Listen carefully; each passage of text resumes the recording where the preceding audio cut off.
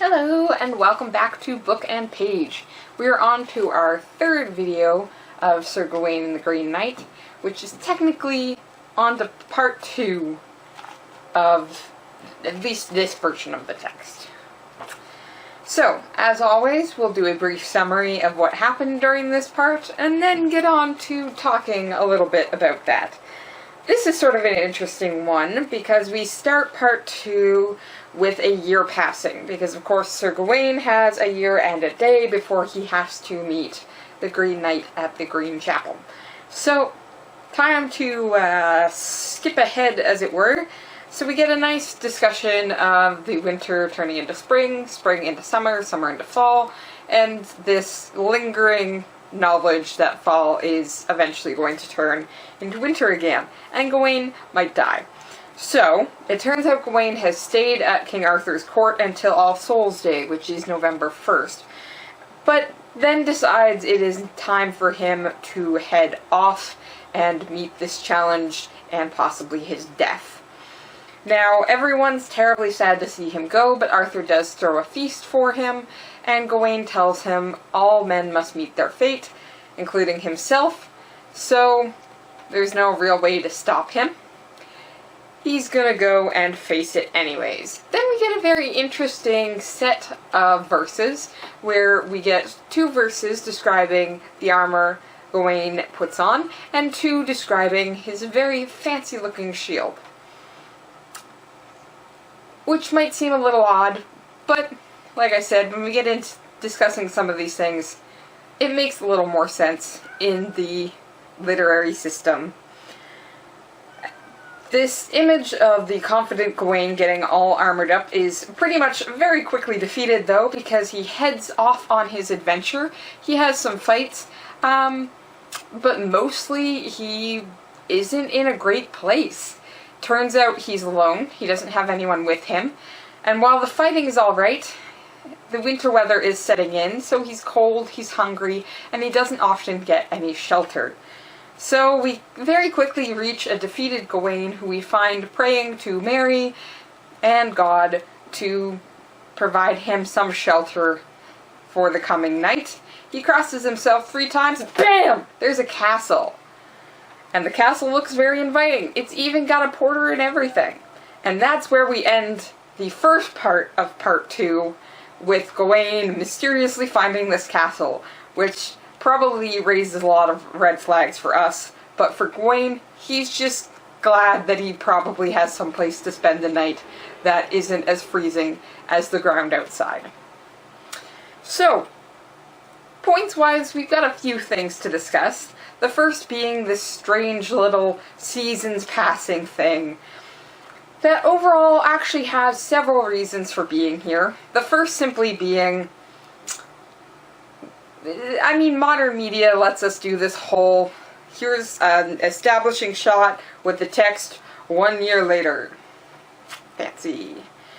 Well, unfortunately, it doesn't quite work like that in literature, and while you can state 1 year later, you lose a lot in trying to do that. Now, keeping in mind that the author meant for this to be a work that is read aloud and spoken aloud, suddenly it makes a lot more sense to try and very visually represent these seasons changing. I'm going to go ahead and read it, because I just love these sections. So I'm going to read the whole section, which starts partway through the first verse and then goes fully through the second verse. So a year passes swiftly, never bringing the same. Beginning and eldom seldom take the same form. And so the Yule went by, and the year ensuing, each season in turn following the other. After Christmas came mead-spirited Lent, that tries the body with fish and plainer nourishment.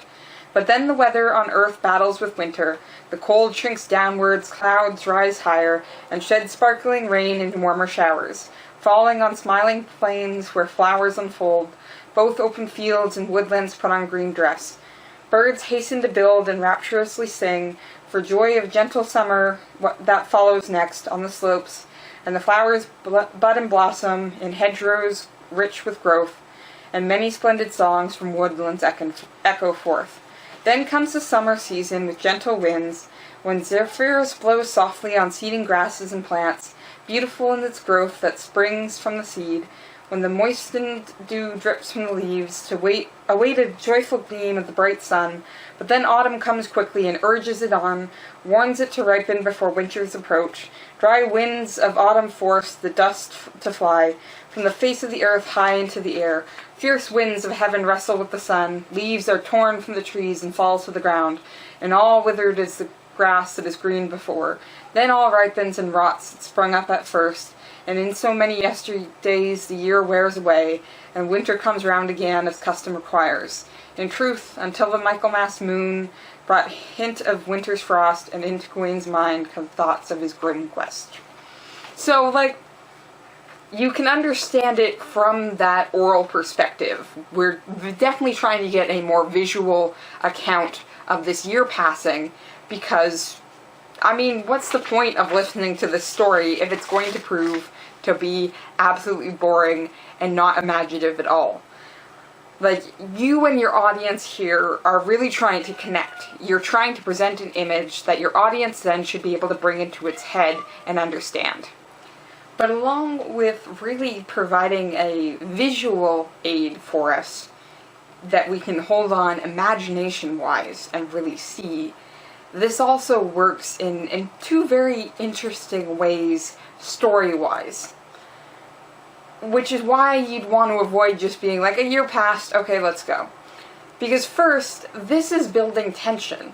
Now, it doesn't often seem like that, especially with me reading it out, because it's stripped of all context there, right? But in the story, of course, if you're just reading it through, you've just been informed that Gawain has a year and a day left until he probably dies by getting his head chopped off. So what's actually happened here is we're suddenly building up tension because this year is passing. And it passes comparatively very quickly. We're not being told that Gawain went on many adventures or that he lived life to the fullest. It's literally a description of this year passing. And suddenly you just realize how little time there was and how all of that time is gone. And suddenly Gawain, who shows up again at the end of that second verse, is standing there like, oh, all the time I had is now gone.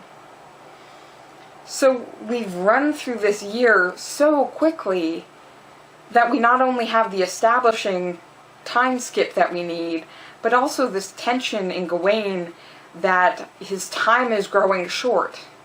And all the time we thought he had was just very small in comparison. This, of course, works for us as an audience as well, because we are like Gawain in this situation. How often do we fail to use every day to its fullest extent simply because we convinced ourselves we have so much more time until we suddenly don't? How often have you looked back on a year that you thought was stretching on forever, and at the end you realize it went by so quickly? That is exactly what the author's trying to present here for both its audience and its character. That we think we have so much more time, and somehow we've frittered it all away. And that's exactly what's happening, and especially that very image of the trees having their leaves ripped off by the wind. That's suddenly us, and Gawain comes back in and he's realizing how tense and grim the situation is, and that's where it leaves us, right? We have this beautiful image at first that suddenly becomes a very grim one as we realize that life is very short. All of us have very finite amount of time. And all of it seems to be disappearing like that. In the second way, this is useful because it actually allows a very good segue then into the thoughts and feelings of everybody else here, right? The next verse we actually get is the other knights responding to the fact that Gawain now has to leave. It's this realization again that as this cycle continues, we're going to start losing our friends and our family. And that's what the very court is feeling right now as they're realizing that Gawain is out of time and he has to go. But Gawain tries to settle everybody's fears, because he does give us this line that keeping an unchanged face, he said, "What should I fear? For whether kind or harsh, a man's fate must be tried." Gawain is very sure that this is how everyone's life is going to end at some point. Maybe the year is several years for somebody else, but eventually they're going to run into the point where the cycle has to begin again. And that's the positive way to think of it, right? The cycle has to end because it will then begin again. So Gawain is trying to sound confident here.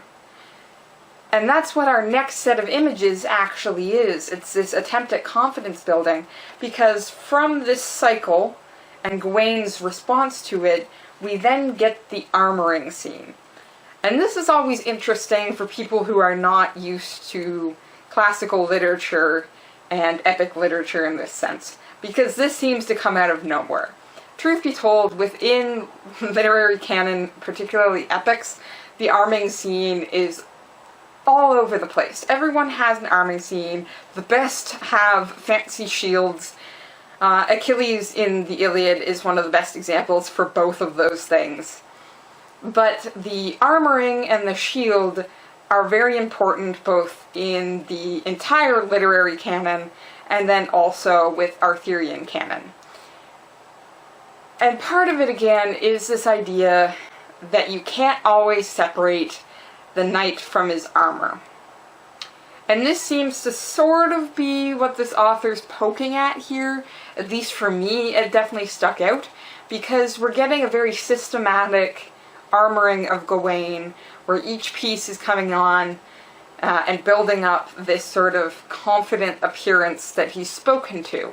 That we seem to think, okay, this is Gawain, right? Because we've just had him in the face of death with an unchanging face say that, well, everybody's got to try their fate. But there's some issues here that we can start sort of prying at. Because how much of this armor, then, is precisely armor? It's a shield, it's a can that Gawain is putting on that allows him then, especially when he's fully armored with his helmet, to present this untouched, unfeeling exterior. And how much of that is precisely an exterior? Because it's a lot easier to act like you're perfectly okay if people can't see your face, and especially your eyes. Your eyes give away a lot about you.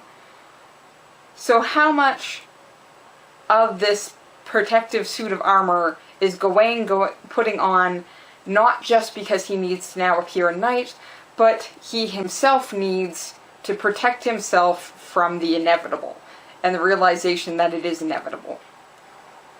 How much is this suit literally a brave face that he is putting on for both himself and everybody else here?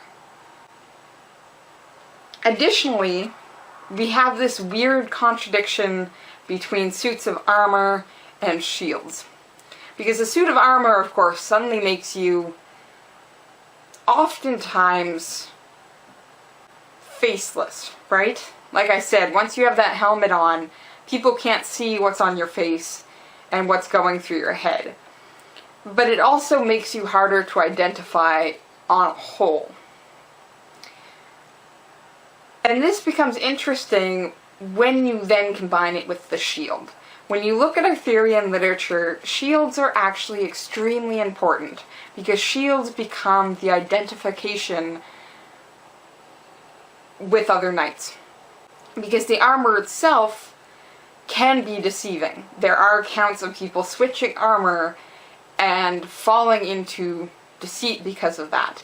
But it is made worse when somebody is carrying the wrong shield. There are in fact stories about brothers effectively killing each other because they do not have correct shields and thus do not recognize each other. And Gawain here has a very intricate shield and a very interesting one. And for me it calls back again Achilles' shield. But Achilles' shield was this image of the world, of cities at war and at peace, and the kingdom cycle that we spoke about earlier than this. But Gawain's shield represents a much more personal account, because it's a 5-pointed star. And interestingly enough, every point has its meanings, but closer to Gawain than it does for the world. So let's go ahead and take a look at this great shield. And again, I'm going to go ahead and read both verses because it's a lot easier when you have the text I'm working off of, so that we can pick at a few things. Then they brought out the shield of shining gulls with pentangle painted on it in pure gold. He swings it over his baldric, throws it round his neck, where it suited the knight extremely well. And why the pentagle should benefit that noble prince, I intend to explain, even should that delay me. We're going to take a break from the story to explain why we've got this star on Gawain's shield. It is a symbol that Solomon designed long ago as an emblem of fidelity, and justly so. Okay, so we do have some connection to this cycle. To Solomon, King Solomon, Bible figure, again, patriarch of his city. So we do have some cycle. We've got also some biblical connections. For it is a figure consisting of 5 points, where each line overlaps and locks into another. So again, we've got this 5-pointed star that we all know how to draw, and have difficulty drawing without those lines connecting to each other, right? And the whole design is continuous, and in England is called everywhere, I am told, an endless knot. Therefore, it suits this knight and his shining arms for always faithful in 5 ways, and 5 times in each case. Gawain was reputed as virtuous, like refined gold, devoid of all vice, and with all courtly virtues adorned. So this new painted sign he bore on shield and coat, as a man most true of speech, and fairest spoken. Okay, that's some interesting information. So we're told that these points have meanings, and they have meanings directly to Gawain. And we also have argument against Gawain saying he's the least of all knights. The shield is telling us something different, and interestingly enough, we're getting told it's newly painted. Yeah, so this new painted sign. So this doesn't seem to be a symbol Gawain's been using this entire time. It seems to be something new. But it has deep meaning for him. So again, how much of this is him needing this additional sort of stalwart help and confidence that he's finding in things external to himself, but remind him of personal things. So let's go into the second verse we get about this. So these are the explanation of the 5 points. First, he was judged perfect in 5 senses. Okay. And next, his 5 fingers never lost their dexterity. Well, I mean, we technically got 10 fingers, but I'm assuming that's probably again his sword arm, and says something about how good he is at fighting. And all his earthly faith was in the 5 wounds that Christ suffered on the cross, as the Creed declares. Okay, less personal to Gawain. But, again, we've got some biblical references here. Certain creeds, and the author is sort of noting this, say that Jesus received 5 wounds on the cross. And these, of course, are very human suffering of a not human character. Or an oddly human yet divine character that Jesus represents. So, what we actually have is faith found in the human suffering that forgave human sin. And that's sort of what's getting highlighted here. Because while it's not Gawain specifically, it is certainly an image of personal faith that Gawain has, and personal forgiveness that was presented to everybody by Jesus dying on the cross. And wherever this man found himself in battle, His fixed thought was that, above all things, all his fortitude should come from the 5 joys that the mild Queen of Heaven found in her child. Again, another biblical reference, this one to Mary, the Virgin Mother of Jesus. And the 5 joys. I don't know the creed well enough, so that's definitely something to take a look at and what that means. But he finds peace and comfort in his faith. And for this reason, the gracious knight had her image depicted on the inside of his shield. So we've got this 5-pointed star on the outside, but on the inside of his shield, we've actually got an image of the Virgin Mary. And interestingly enough, again, with that inside Mary, closest to his heart, right? She is there to guard him, not just from outward dangers, but also from inward ones. Those concerns about sinning, from finding joy outside the innocent joy that Mary felt about her child Jesus. So things like that. So a very interesting double image on the shield, both the star and Mary on the inside. But we're still missing a point. We've got his senses, his fingers, the 5 wounds of Jesus, the 5 joys of Mary, and depicted on the inside of her shield so that when he glanced at it, his heart never quailed. Again, inward protection. The 5th group of 5, the man respected, I hear, with generosity and love, a fellow man above all. His purity and courtesy were never lacking, and surpassing the others, compassion. These noble 5 were more deeply implanted in that man than any other. So we have generosity, love of fellow man, purity, courtesy, and compassion. So again, 5 important virtues that Gawain respects, that he also purveys, and he is very good at doing all of these. They're found more deeply implanted in him than any other man that this author knows. So we have physical aspects, his hand, his senses. We have religious aspects, and we have virtue aspects. And the virtue aspects here are somewhat divorced from the religious ones. The idea, again, being that even if you weren't a religious figure, you can still be a virtuous one.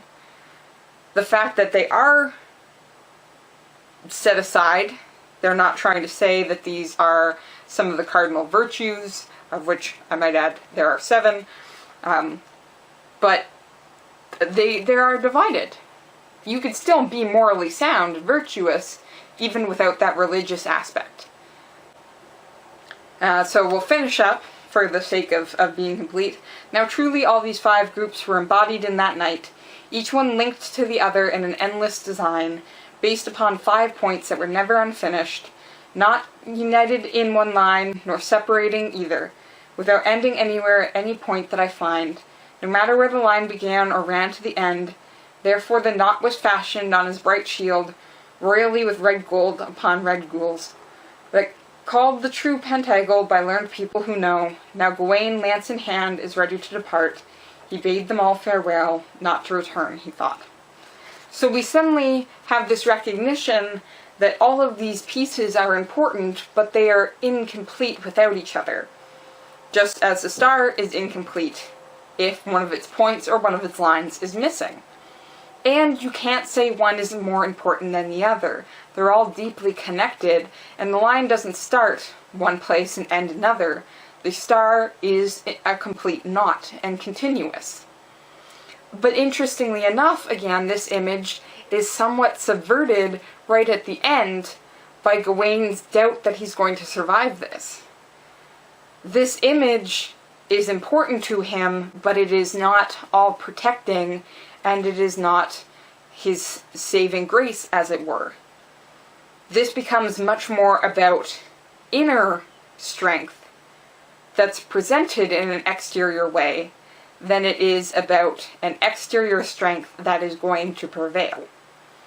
Gawain, from here on out, is simply a person. He might be wearing his armor, but you're going to notice that very quickly, while he's wearing it even, it becomes stripped away. The armor is not the important thing. nor is the shield. We've already known that the end of this is not going to be an all-out fight. He simply has to submit to the axe of the Green Knight. But the shield is here because Gawain needs the shield. Not for protection, but for inner protection. It's not going to help save him from the Green Knight, but it might help save him from himself. Because he is human, and he does sin, and he does falter, and while he might have certain 5 virtues, that doesn't mean he has all of them. Gawain is well aware that the armor is not going to help, but he is trying to make sure, if he is going to die here, that he does it in a good way. And that can be a little stressful. And it's particularly interesting, again, because while we get this armored image, his armor actually becomes a detriment to him on this journey. The author is very quick to tell us that it's of very little help. Because we suddenly get this journey that he's gone on, that, well, yes, it might have saved him in a couple of fights, the fights were not the hardest part. It's the winter. And armor can't exactly be super comfortable to sleep in, especially when you're out in the cold. Gawain puts the armor on, but the author removes any effect, positive-wise, that armor might have, and reminds Gawain that his strength is in his faith more than his arms. That's exactly what happens next. His armor, his horse, his shield, none of it helps him. It is his prayer that helps him. And we get this weird, again, combination that can happen with a lot of folk tales that Christianity comes crashing in on, where we get a combination of the older fae-like magic with this Christian miracle idea. Because we have, obviously, a fae-like creature in the Green Knight who can put his head back on, and this magically appearing castle, but the castle only appears to Gawain after he prays. And so we've got this weird combination of cultures coming in, and religions coming in, that even here, as much as the author's sort of trying to allow the two to exist together, we can feel there's a bit of a rubbing between these two that doesn't always make us super comfortable.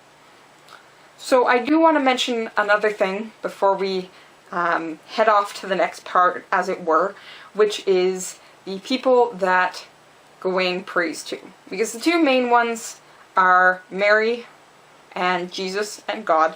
Again, there is a question of how the Trinity works. Are all members of the Trinity one? Are the members of the Trinity, when referred to separately, separate? I'm not going to get into that. That's literally caused a break in the church several times. So, church schisms over there. But when the castle appears, Gawain thanks an additional person. And this is St. Julian. And St. Julian, I'm going to try and say this as best I can, St. Julian le Hospitaire, which is, and again, I apologize for how much I just butchered that, but he is the patron saint of many things, including things like innkeepers, you know, those who provide hospitality, but he's also the saint of two particular things, knights and those seeking shelter for the night. So while Gawain doesn't appear to pray directly to St. Julian in the preceding moments, he makes sure to thank him as well, because that's the area the saint is supposed to help with. So you thank the person whose area you just used. This again seems to be something that you'll find in a lot of epics, but not in a Christian way. If you look at Greek epics, of course, let's use Odysseus from the Odyssey as an example. He has been helped this entire journey he goes through by Athena, but when he has to enter an archery contest, he makes sure to pray to Apollo, because Apollo is the god of archery. So he's the one you want to ask, even if Athena's been helping you this entire time. So when the house does in fact appear to Gawain, he is sure to thank the saint that helps you find shelter for the night. It's again this weird combination of cultures coming in, especially when you mix it with the greater epic canon that Sir Gawain and the Green Knight does have a place in. It's sort of interesting. We've got this tension growing in a lot of different ways, in a lot of different levels. So I'm going to keep reading, and I hope you do too. See you next time.